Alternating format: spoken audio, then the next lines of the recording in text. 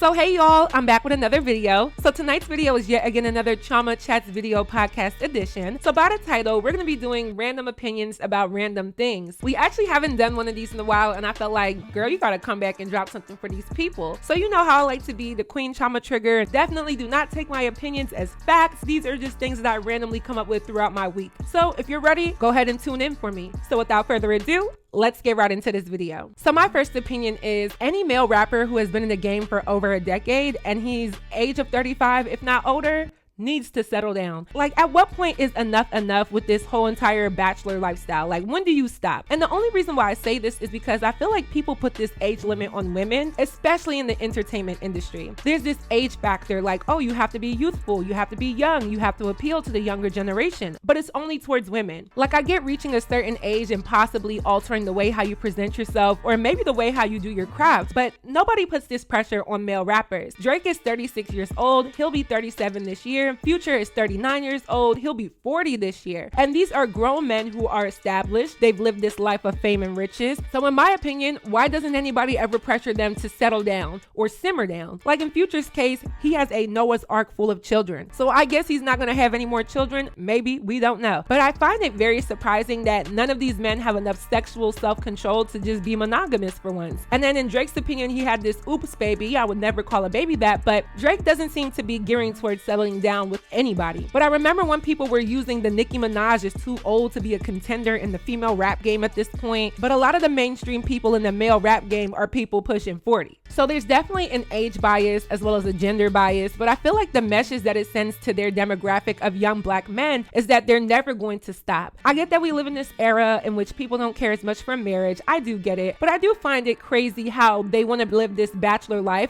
for the rest of their life. I just feel like that's not fun, but what do I know? I don't even have a man. But yeah, I feel like they need to just settle down or at least start to think about it. When I look at their male rapper predecessors, most do have a wife. I'm not saying that their marriages are healthy, but I feel like this generation no longer shows black men in hip hop settling down. That family image really doesn't even exist anymore. My next opinion is Walmart needs Apple Pay. I think it's weird that they have not adapted to using Apple Pay. Do you know how many times I've gone to Walmart, realized that I don't have my right debit card on me and want to use my Apple Pay and can't because they just don't have it? I feel like Walmart may be pushing back against conforming to the whole digital currency thing. Like, probably not, but it is weird that they don't accept Apple Pay. They want you to download the Walmart app and do like a touchless mobile payment, which no, I feel like I just want to use my stuff. So I looked into it, and according to the Business Insider, the reason Walmart won't ever accept Apple Pay is because of a contractual obligation to merchant customer exchange, which is MCX. Walmart uses MCX mobile payment system via Walmart Pay, and that is to avoid a 2% credit card fee that they would be hit with if they started accepting Apple Pay. So basically, corporate America trying to cut corners for every little penny that they can, even though Walmart, I'm sure, is a multi-billion-dollar brand. Like, they're literally worth over $400 billion. I feel like it's weird that they won't just adapt. If they're in a contract, I guess it makes sense, but Apple Pay is accepted everywhere, and Walmart is definitely late to the party. Whew! Sometimes I do YouTube videos and I'm like so dehydrated. I'll always keep water on me, but sometimes I need a nutritional alternative. So introducing today's sponsor. So hey y'all, today's video is sponsored by AG1. AG1 is empowering people to take ownership of their health.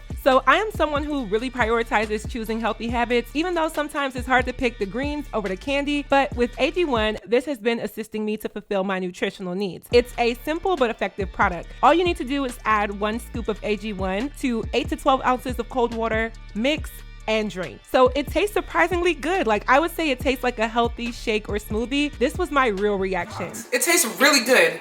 I would say it tastes like, it has like a little bit of sweetness to it, but it's like a healthy shake. I don't know, it just tastes healthy with the taste of health. It tastes like it could be like a little bit fruity because it's kind of sweet, but it also has like that leafy green healthy taste. So I like it. It kind of reminds me of like if you actually went and juiced your own vegetables but then made it taste good, then it would look like this. So I made sure to use this over the course of like 3 weeks just to see how it works on me. And a few takeaways are: 1, it contains dairy-free probiotics, which for me, I seldom eat dairy products because I have acne-prone skin. And then also, it's an all-in-one foundational nutrition that covers all of my physical demands, no matter how busy my schedule is. So I have a very active life. I train models weekly and teach classes. Sometimes I do private, so I'm always on my feet. I also go to the gym like 2 to 3 times a week, so I'm very physically active, as well as being a YouTuber. I sit in front of the screen and sometimes I just binge eat gummies and other snacks. I love gummies. It's a bad obsession. So with AG1, now I have something that is simple and is a go-to that is also nutritional as well and tastes great. I'm about to be 26, so I'm super cognizant of my health. They're about to take me off of my parents' insurance, so I really try to stay healthy and support my immune system. So I've been very consistent with AG1 Minute because it's convenient for my daily lifestyle that can get pretty hectic, and again, it's a nutritional drink. I only ever drink water, so this is a tasty add-on to that. I even told my music manager to test it out because he's also a fitness trainer and he likes it as well. So click on my link down below to get a 1-year supply of immune boosting vitamin D3K2 and 5 travel packs free with your first purchase. You cannot put a price tag on your own health,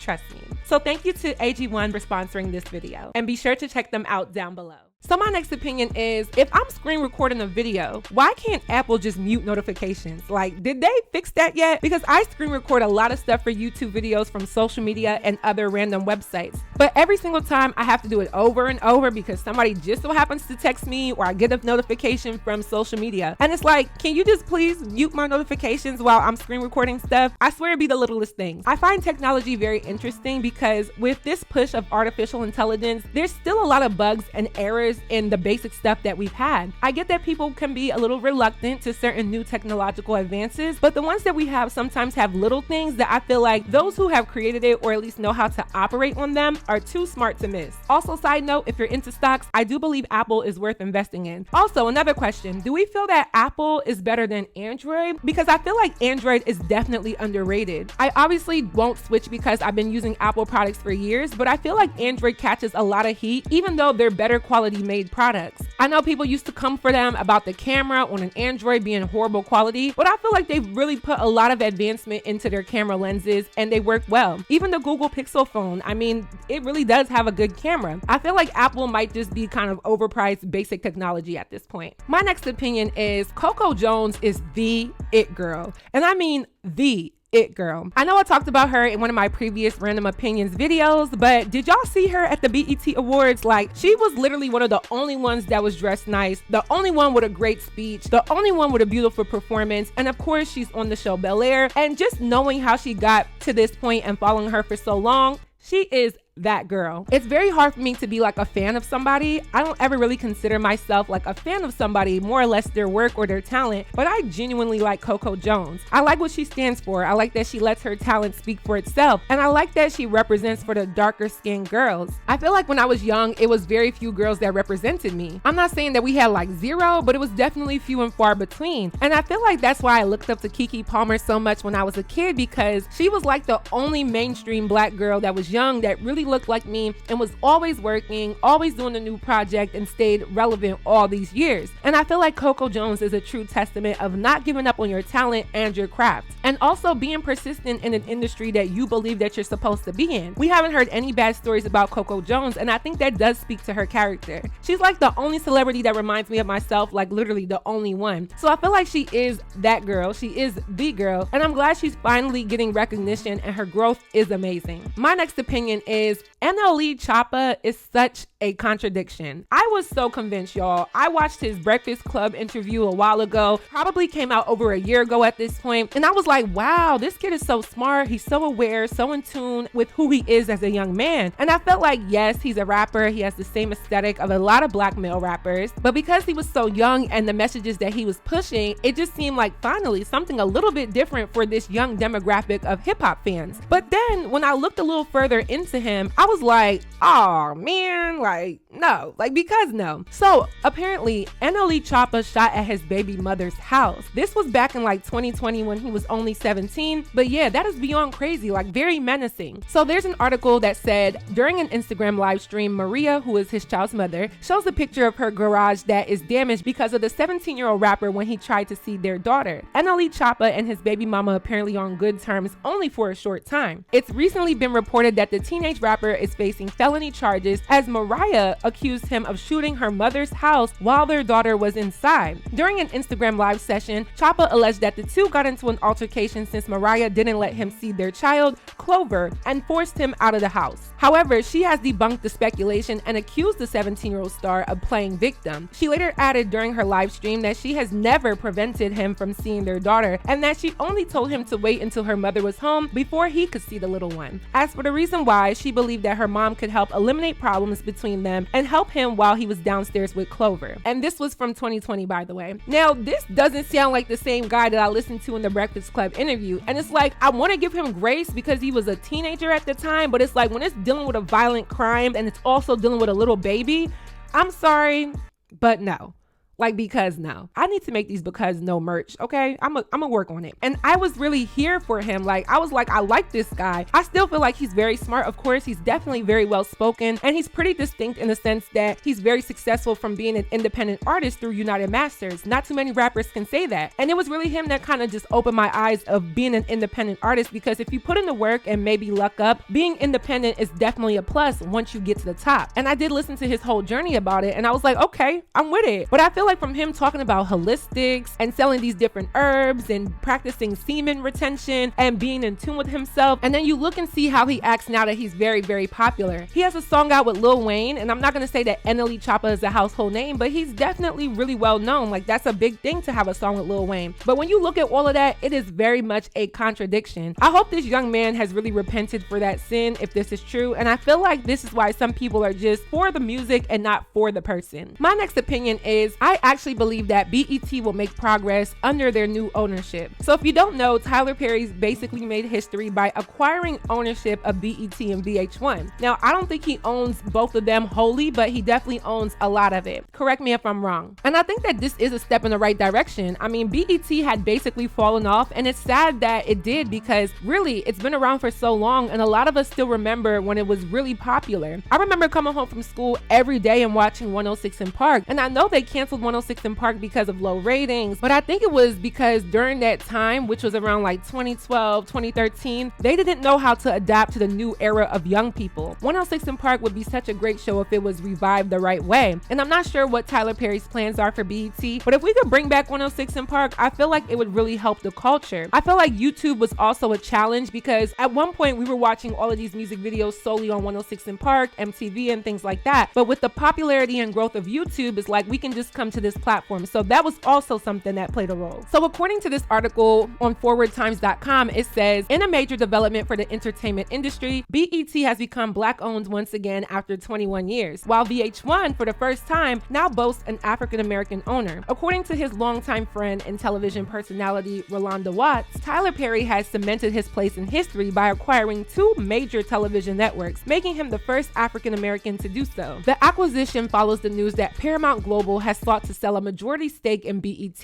Earlier this year, the renowned actor and filmmaker expressed optimism about purchasing BET, stating his keen interest if it were a possibility. Perry, who had already joined tremendous success in collaboration with BET, partnering with his Tyler Perry Studios banner to create the popular streaming service BET Plus, was no stranger to the network. He acknowledged the unexpected nature of the acquisition, stating, "I've been there for 4 years now and had tremendous success. If that is possible, I'm very, very interested in taking as much of it as I can." The exact financial details of the deal have not been disclosed, but experts on this sort of transaction have placed a significant value on the acquisition of the 2 networks. With the purchase, Perry is still in control over BET Media Group, which includes other networks such as VH1. Since its launch, BET Plus streaming service has experienced remarkable success. In 2021 alone, BET Plus was responsible for half of the subscribers and nearly all revenue growth for the channel. So yeah, I see this as moving in the right direction. I remember when I was in college, I wanted to be a lawyer, and I was looking more towards being an entertainment lawyer because I had met up with a subscriber who was also an Emory University graduate, and she's a lawyer now, and she just was basically telling me how she had interned with BET and VH1, and it was just so interesting to me. And so I'm glad that we are seeing Black people regain ownership and control over things that deserve to be owned by Blacks. I mean, BET literally stands for Black Entertainment Television. I have so many ideas for this. I wish I could get in contact with somebody at BET, because my marketing to me is 10 out of 10, which was one of my degrees. So I'm like, I really have a lot of great ideas. So I really think that this is moving in the right direction for the representation of Black people. My next opinion is, the writer's strike is the most polarizing thing in entertainment right now, and I feel like it's not being covered enough. This has affected so many of our shows that we watch, and we probably won't be getting a lot of new seasons of our favorite series. It was just posted on the Jasmine brand that Euphoria season 3 is reportedly being postponed until 2026 due to the writer's strike, and it's like, hell no. Like, I don't want to wait that that long. Even All American, I saw an article about some of the main characters having limited roles now, and it's just like, damn, I want to see Damien on my screen. I want to see Lando on my screen. By the way, Simone, you better pick Lando. Y'all, I'm starting to think I'm into actors, and I never even looked that way, but I digress. So what makes it worse is that Hollywood Studios hopes to drain WGA writers of their financial resources before resuming negotiations in the fall. So essentially, WGA stands for the Writers Guild of America, which is basically a collaboration of labor unions that represent writers in film, television, radio, and so forth. So they have an Eastern headquarters in New York, and they have a Western headquarters in Los Angeles. So the writers for some of our favorite TV shows are basically striking, and I predict that this is going to be very, very, very long. At this point, WGA has been on strike since early May, and WGA represents almost 12,000 writers. So basically, if these writers' demands aren't going to be met, then there goes our entertainment. And I feel like what they're fighting for is fair. I mean, we know that AI is taking over. We know that a lot of these writers aren't receiving back-end money. The job market for their work isn't as high. And at the end of the day, these people need to eat and live. They're basically on strike because they were never able to negotiate their demands for higher compensation. And over like the last 10 years, their writer to producer pay has gone down over 20%. And I guess their wages are falling year after year after year, even though the Hollywood studios are increasing their profits year after year after year. As a writer myself who has to write a script every day for my YouTube videos, I'd be damned if YouTube told me they weren't going to compensate me or whatever. So I'm here for the strike, and I'm really interested to see how this all pans out. My next opinion is, I feel like Shacarri Richardson has really redeemed her reputation. And I feel like when we initially made videos about her when she had lost that race, people were trying to speak to help her. Of course, you had the messy people and then the people that didn't want to see her win, but a lot of people championed behind Shacarri Richardson. However, I do believe Shacarri does have this cockiness about her, and I think that's why people tend to dislike her or discredit her. I believe because she's talented and she knows that, there is absolutely nothing wrong with her gassing herself up, but the way how she approaches it sometimes is why I feel like sometimes there's a little backlash towards her. So she recently won her 100-meter race at the USA Track and Field Championship, and I feel like I saw people being really happy for her because last we left off, it was a little rocky. Like I said, she did lose and she didn't make it to the Olympics. And then she also went viral for removing her wig right before the race. I like the symbolism of what she was trying to do. Do I think it's the best representation? Not really, but I'm not mad at her for that one. But she tweeted the other day, "The ESPYs invited me when my life was in shambles, as if I was a charity case. The disrespect that track and field receives in the US alone is nasty. Half of the athletes there now cannot do what we do on our worst day.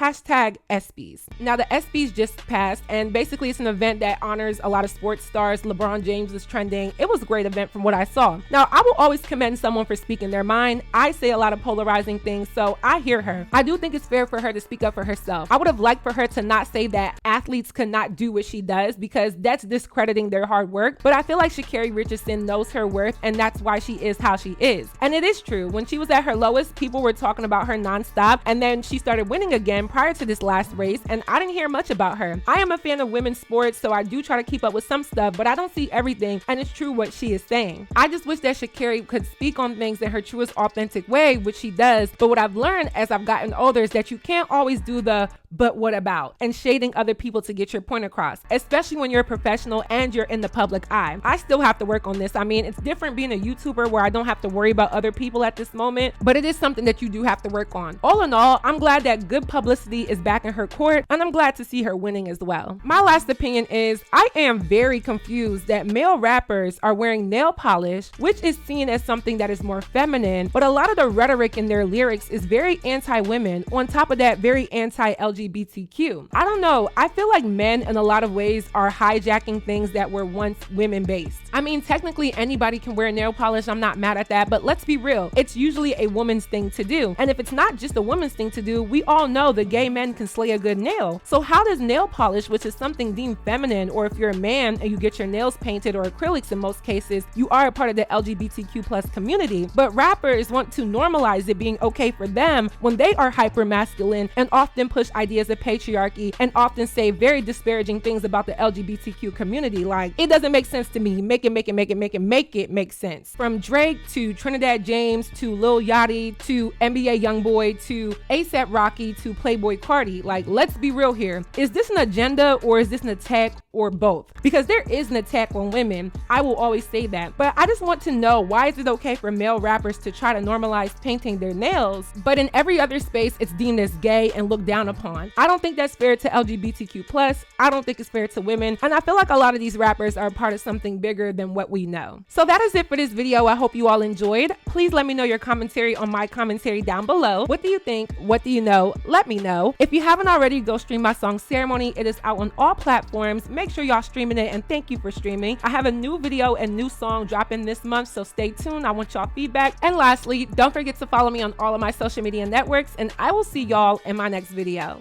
Bye, y'all. Best new artist and businesswoman of the year, the Queen Chioma.